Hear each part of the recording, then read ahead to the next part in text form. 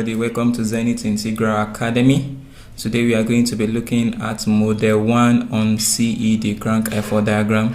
Please make sure you subscribe to my channel and click the like button for more notification on my next video. So let's get started.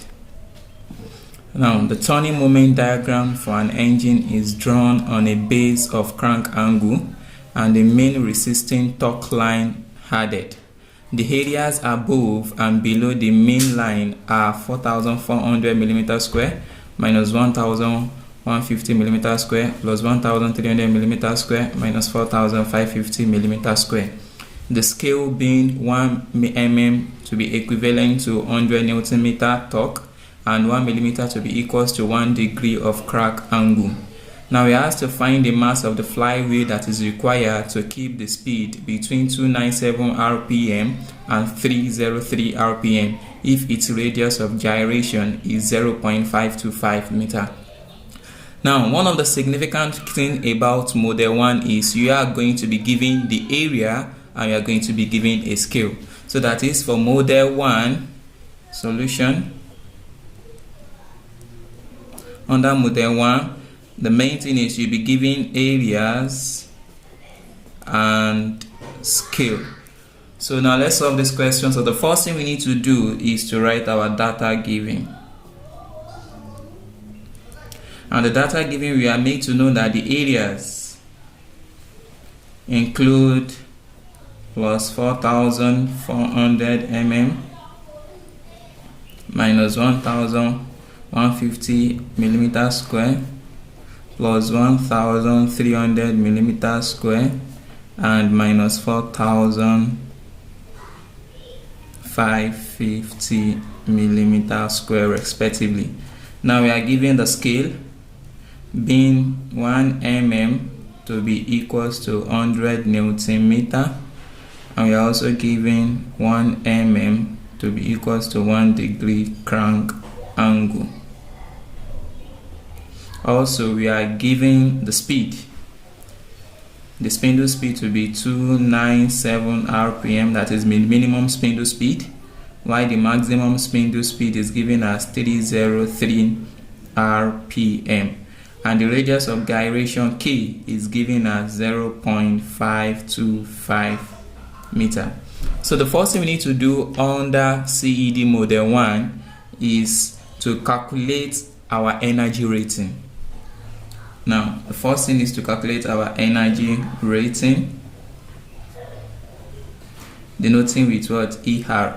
And we get our energy rating from our scale, the scale being given. That's how we get our energy rating. So the energy rating is given us, since we are given the scale to be 1 mm to be equals to 100 Newton meter.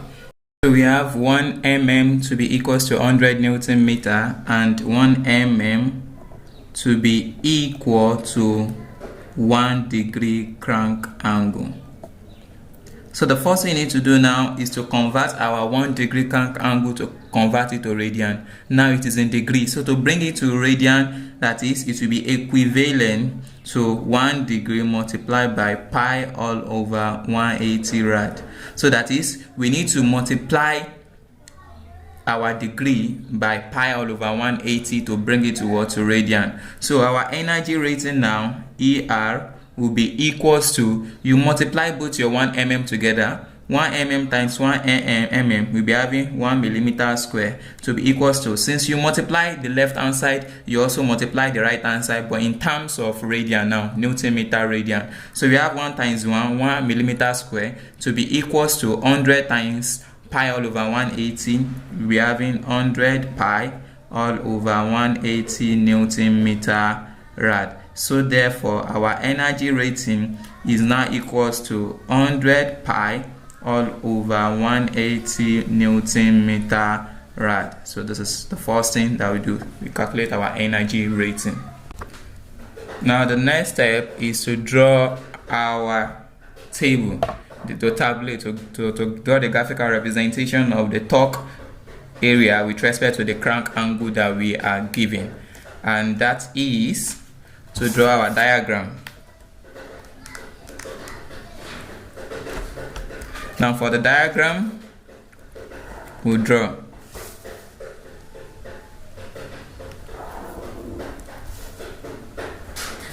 And we represent it in form with respect to our areas. Now this is the torque in Newton meter, and this is our crack angle in radian, and this is the T mean line, our T mean line. Now we represent the area. You can see that the first area that we are giving is in 4,400 millimeters square. So it moves in form of sinusoidal, in form of a wave front. So the first one will be 4,400, followed by 1,150, followed by 1,300, followed by 4,450. So this is what we are going to be having. It's not compulsory that you draw to scale the value. You just put your value 4,400 millimeters square.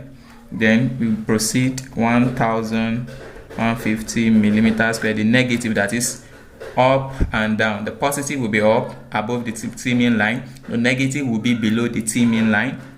Then we have here to be 1,300 millimeters square, and we have the last one, which is 4,550 millimeters square. This represents the areas, and at each point we are having an energy level generated at each point on the T mean line.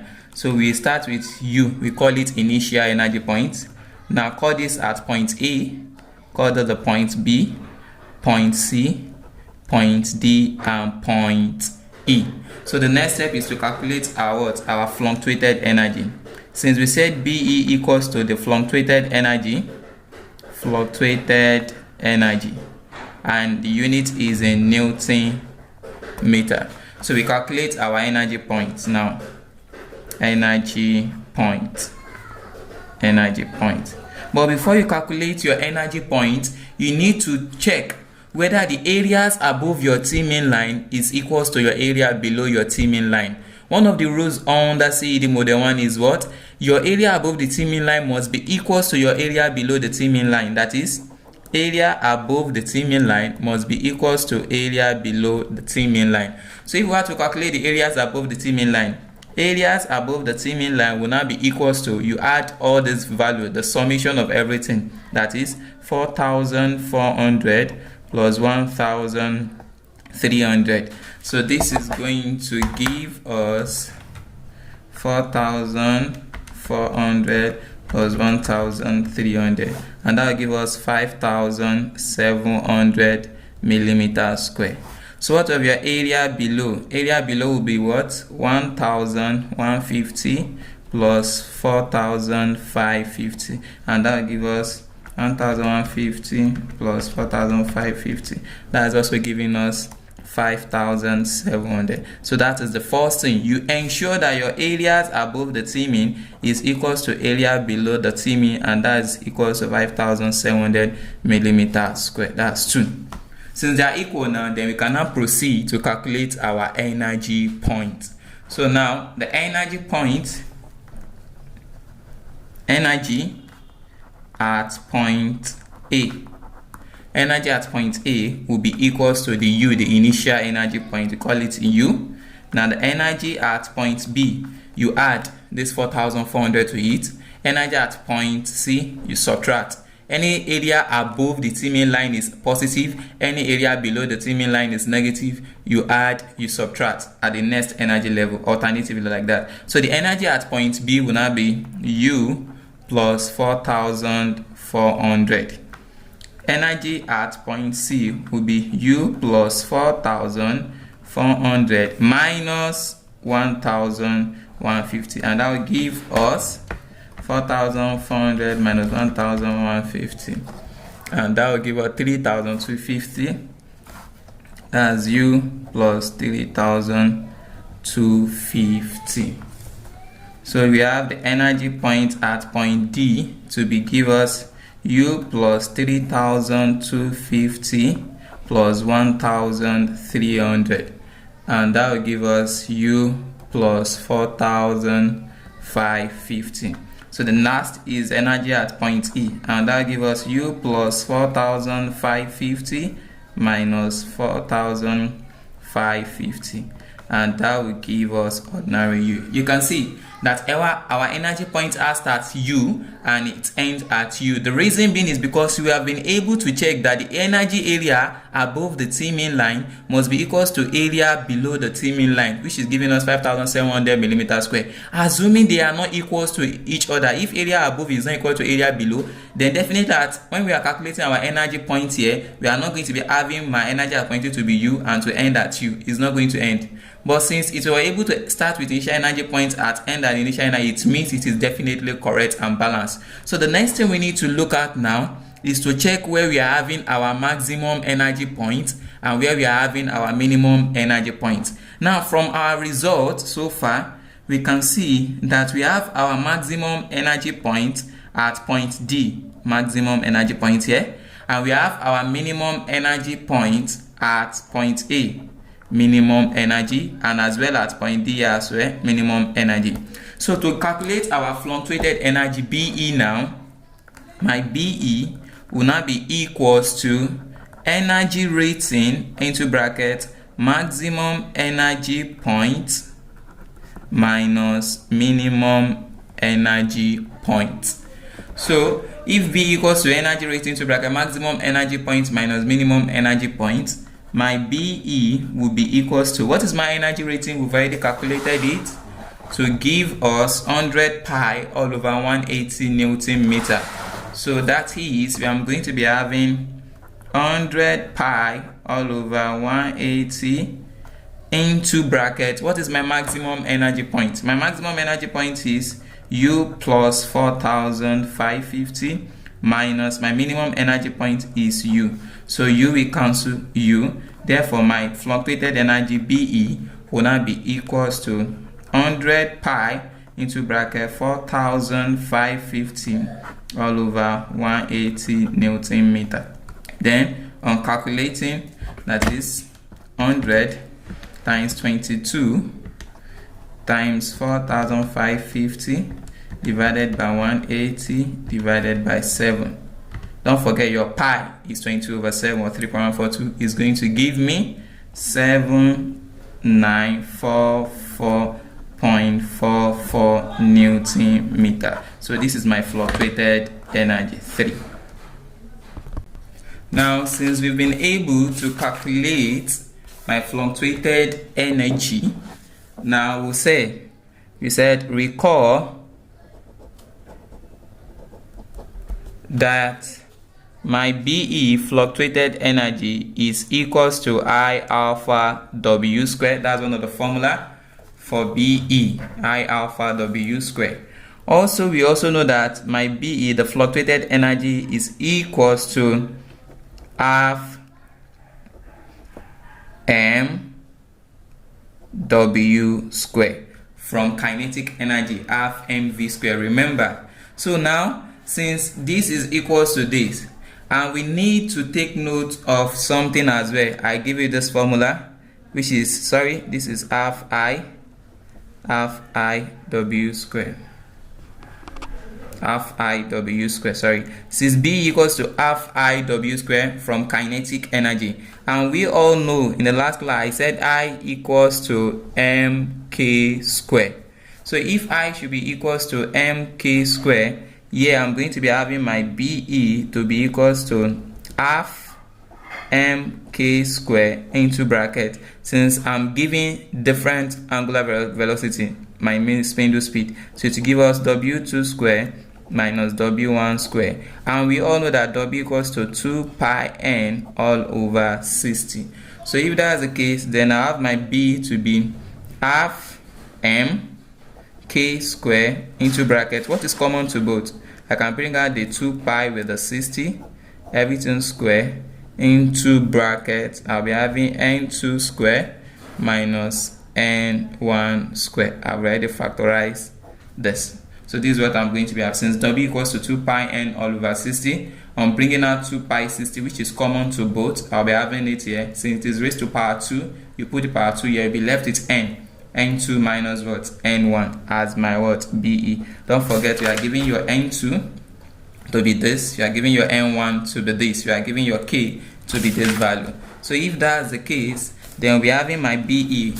Since I know that my BE is 7944, so I have 7944.44 to be equals to half is 0.5 times m times, now k is 0.525, 0.525 raised to power 2, now into bracket 2 pi 2 times 22 all over 7 over 60, then everything squared. That what this will give us, into bracket my maximum spindle speed 303 square minus 297 square. This is what I'll be having. So this will give me 0.525 square times 0.5. This will give me 0.1378125 times m times, I'm calculating this, 44 divided by 60 divided by 7 square. This will give me 0.010975 times 303 square, 303 square minus 297 square, and that will give me 3600 with 7944.44. Multiplying everything together, 3600 times 0.010975 times 0.1378125. So I'll be having 5.445. 7944.44 to be equals to 5.445 m. So since we are looking for m will be 7944.44, everything all over 5.445. So my mass will now give me 7944.44 divided by answer, and that will give me 1459.04 kilogram. So therefore the mass of the flywheel